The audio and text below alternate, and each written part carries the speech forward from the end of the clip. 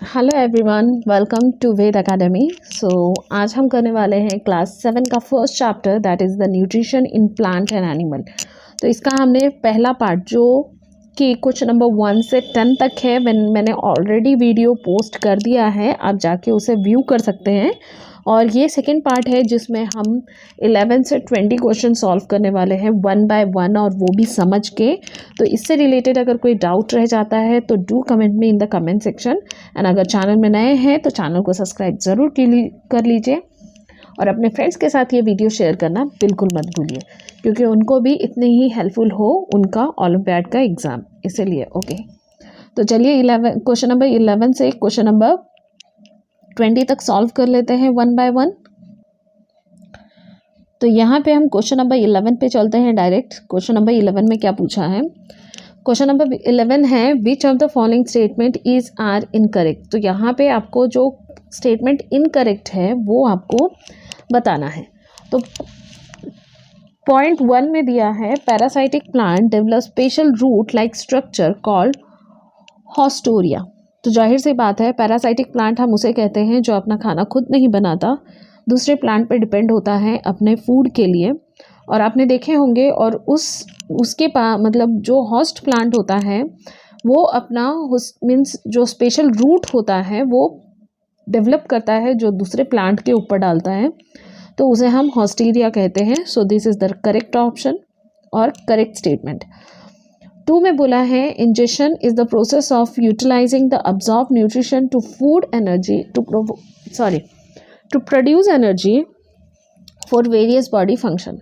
तो यहाँ पे ये स्टेटमेंट में एक अगर करेक्शन कर दे तो ये पूरा स्टेटमेंट करेक्ट हो जाता है। जैसे कि इंजेक्शन की जगह पे हम एसिमिलेशन लगा देते हैं। तो एसिमिलेशन वो प्रोसेस है जिसमें क्या होता है, हमारे बॉडी का जो न्यूट्रिशन होता है उसे वो अच्छी तरीके से यूटिलाइज करता है, एनर्जी में कन्वर्ट करता है, और हमारे फॉर वेरियस बॉडी फंक्शंस के लिए। ऑप्शन 3 देख लेते हैं, saprotroph get the nutrition from dead and decaying organic matter. So this is the correct statement. Saprotroph जो है उन्हें हम क्या कहते हैं, वो अपने न्यूट्रिशन के लिए डेड एंड डिकेइंग ऑर्गेनिज्म पे, ऑर्गेनिक मैटर पे डिपेंड होते हैं। तो इसका करेक्ट ऑप्शन होगा only option number B. Okay, let's do the question number 12। Question number 12 में बोला है, in an experiment demonstrating the evaluation of oxygen in hydrilla, sodium bicarbonate is added to the water in the experiment set up. What would happen if all the conditions are favorable? तो यहाँ पे क्या बोला है, hydrilla का बात किया है। तो हाइड्रिला एक एक्वाटिक प्लांट है, और कहा जा रहा है कि उसमें अगर सोडियम बाइकार्बोनेट वाटर में ऐड कर दिया जाएगा तो इस एक्सपेरिमेंट से आप क्या मीन्स क्या कंडीशन क्रिएट होगा जो फेवरेबल है इस स्टेटमेंट को बोलने के लिए। तो यहाँ पे जाहिर सी बात है, सोडियम बाइकार्बोनेट पे अगर आप ध्यान देंगे तो it produces carbon dioxide, right. तो अमाउंट ऑफ ऑक्सीजन, यहाँ पे ऑप्शन ए में बोला है, amount of oxygen involve decrease and carbon dioxide in water is absorb by the sodium bicarbonate. Sodium bicarbonate water अगर ऑब्जॉर्ब कर लेता है तो ऑक्सीजन लेवल कम हो जाएगा। तो नहीं, ऐसा नहीं होगा।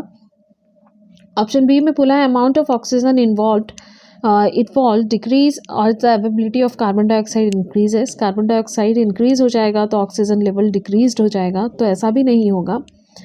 सी में बोला है, amount of oxygen involve increase as the availability of carbon dioxide increases. तो ये एक सही स्टेटमेंट है। तो भी हम नेक्स्ट स्टेटमेंट देखेंगे। डी में बोला है, amount of oxygen evolved increase as the carbon dioxide in water is absorbed by the sodium bicarbonate. Sodium bicarbonate carbon dioxide absorb कर लेगा, तो ये नहीं है, वो क्रिएट करेगा, राइट। तो यहाँ पे देखिए, वाटर जो है वो क्या कंटेन कर रहा है, सोडियम बाइकार्बोनेट कंटेन कर रहा है, जो कार्बन डाइऑक्साइड रिलीज कर रहा है वाटर बॉडी पे।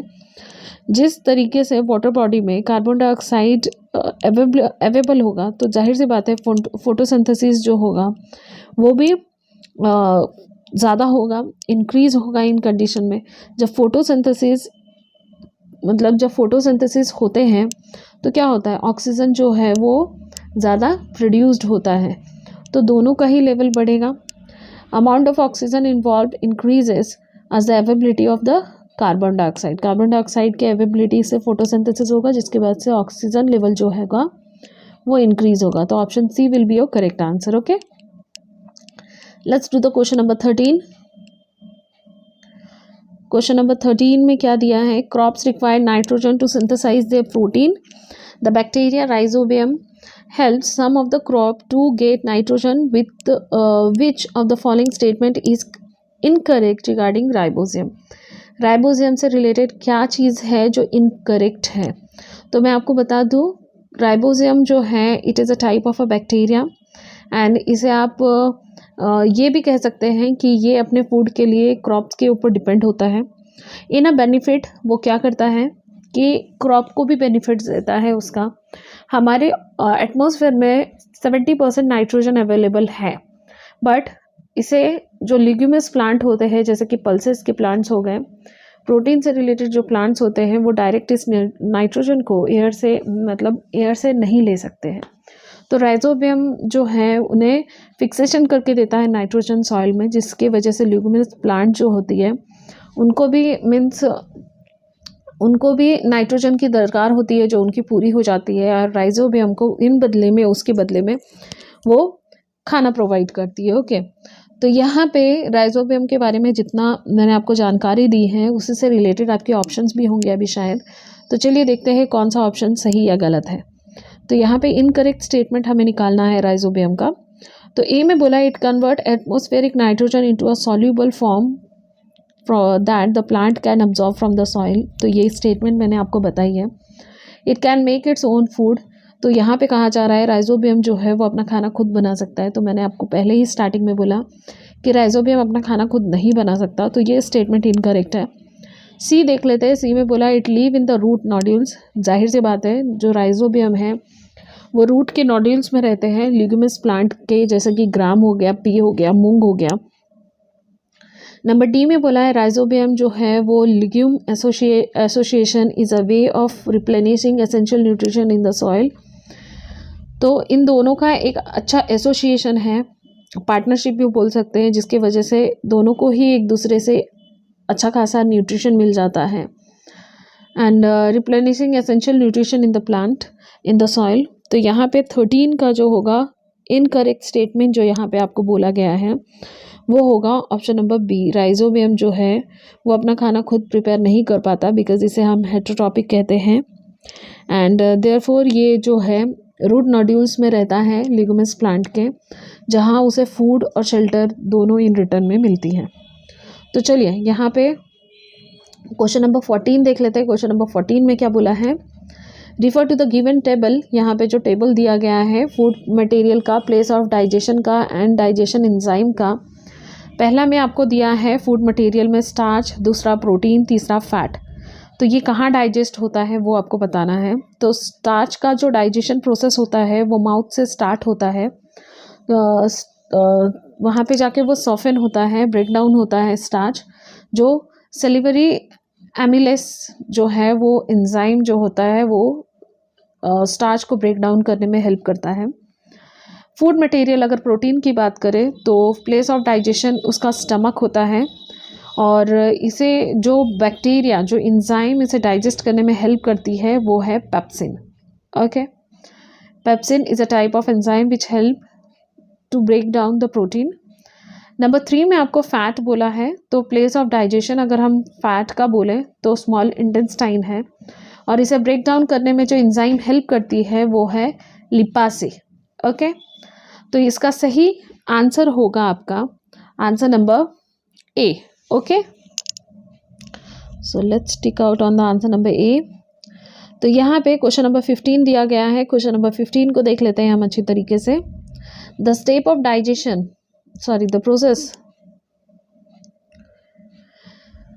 The step of digestion process are listed below in the random order. आपको रैंडम ऑर्डर में डाइजेस्टिव प्रोसेस बता दिया गया है, आपको इसको सही ऑर्डर में लगाना है।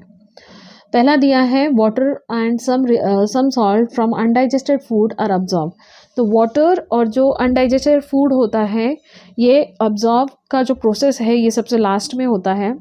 Food is liquified, break down of protein begins. तो प्रोटीन्स के जो ब्रेक डाउन होते हैं वो मेनली अभी हमने पढ़ा स्टमक में होता है, तो ये कहीं ना कहीं स्टार्टिंग पॉइंट नहीं है। Food is moisture break down of starch begins. तो हमने स्टार्च में पढ़ा था फूड जो है वो स्टार्च जो है वो डायरेक्टली माउथ से ही ब्रेक डाउन होना स्टार्ट करता है। तो ये पहला पॉइंट होगा।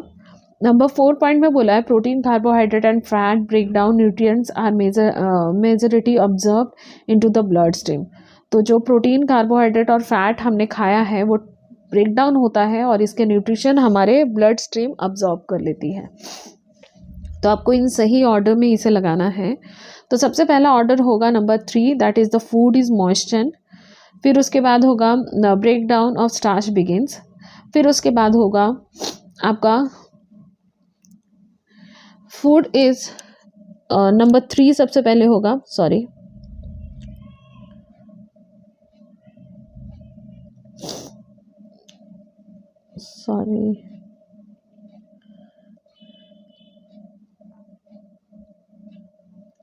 तो यहाँ पे नंबर 3 सबसे पहले होगा।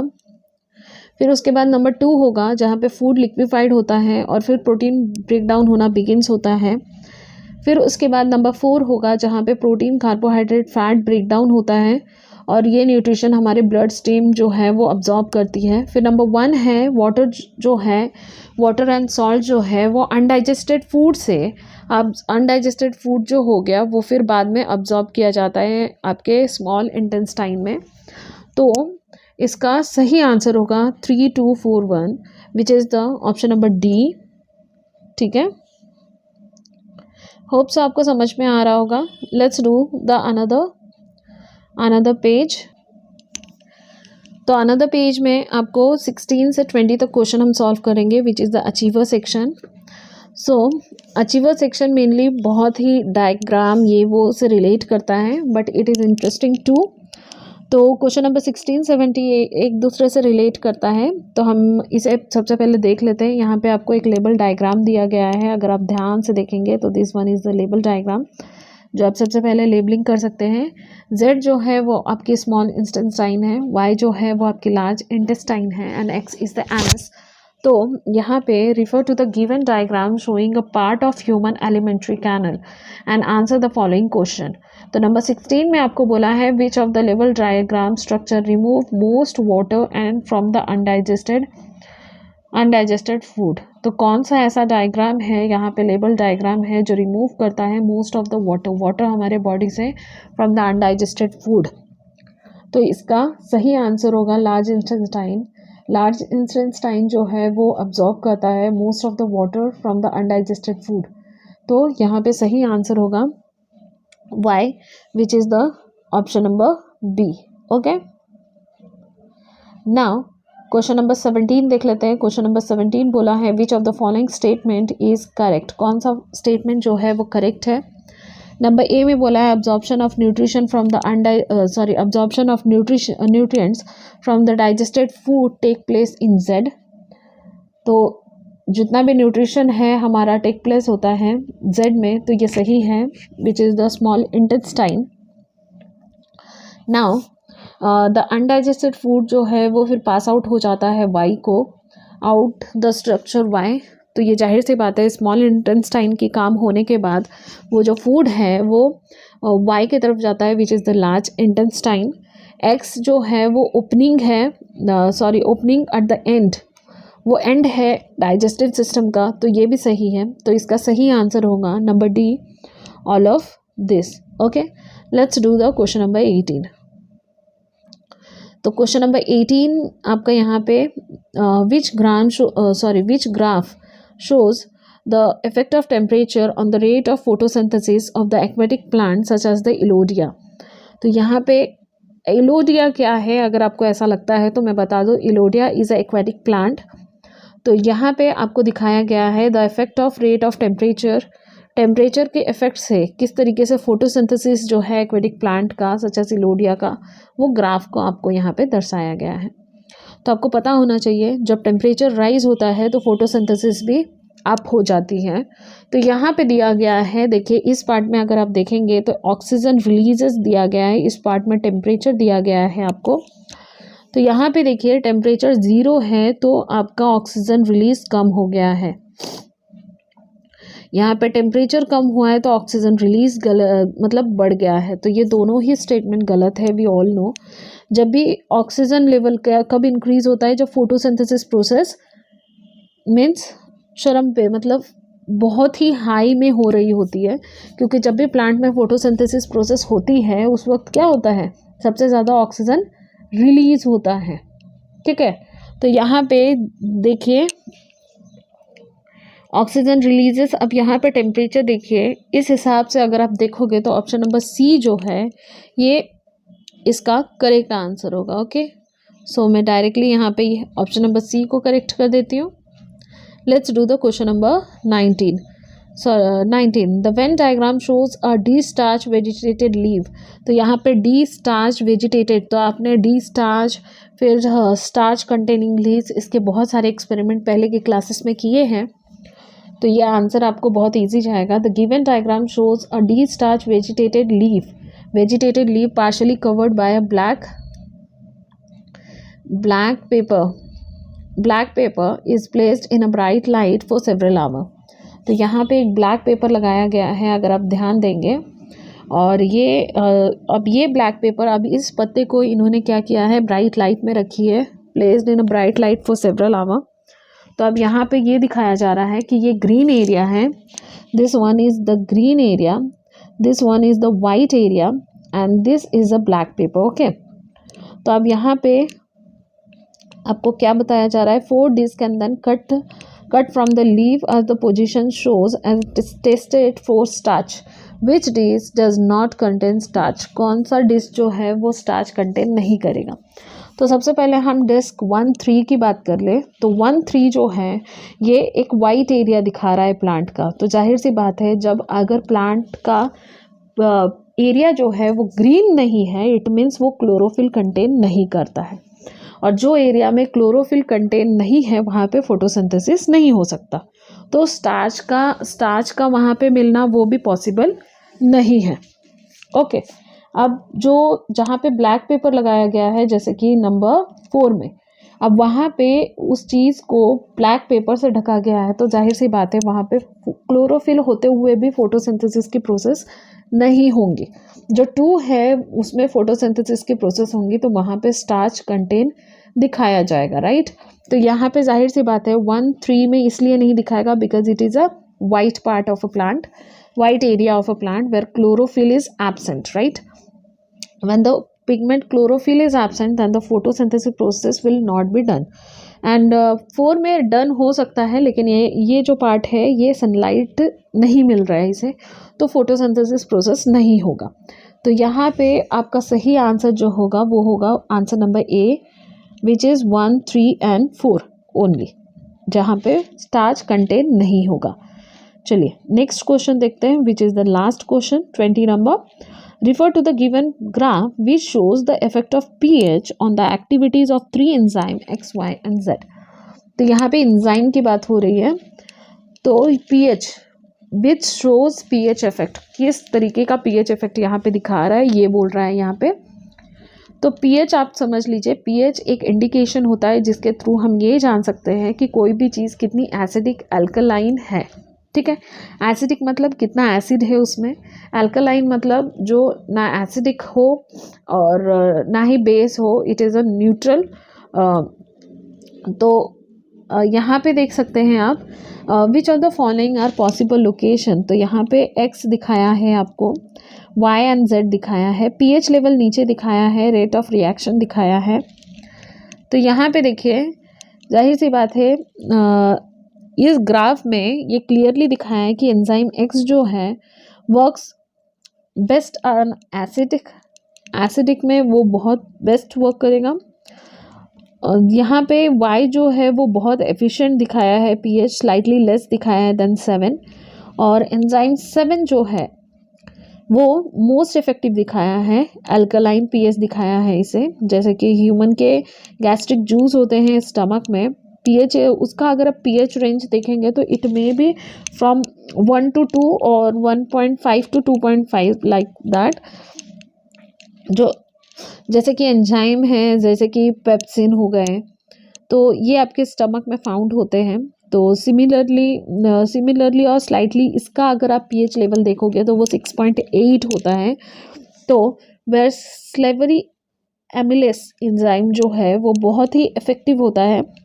एंड एंजाइम वाई जो है वो फाउंड होता है आपके माउथ्स में। स्मॉल इंटेस्टाइन की जो स्लाइटली अल्कलाइन होती है, बिकॉज इसका पीएच लेवल जो होता है वो 7 से ज़्यादा होता है। तो एंजाइम जैसे कि आप मान लीजिए ट्राइफेसिम हो गया, यह हमारे फूड को डाइजेशन में हेल्प करता है। तो इससे हमें पता चलता है कि एंजाइम जेड जो है, एंजाइम जेड भी है, कुड बी अ डियोनम। तो यहाँ पे पूछा गया है which of the following are possible located in the alimentary canal of a man where 3 enzyme can be found. तो यहाँ पे इसका सही आंसर होगा दैट इज द पहला जो होगा एक्स जो होगा वो स्टमक होगा, और दूसरा जो होगा वो माउथ होगा, एंड तीसरा स्मॉल इंटेस्टाइन होगा। बिकॉज स्टमक में सबसे ज़्यादा एसिडिक पाया जाता है, माउथ जो होता है वो कम एसिडिक होता है, where as the small intestine जो है वो आपकी अल्कलाइन होती है।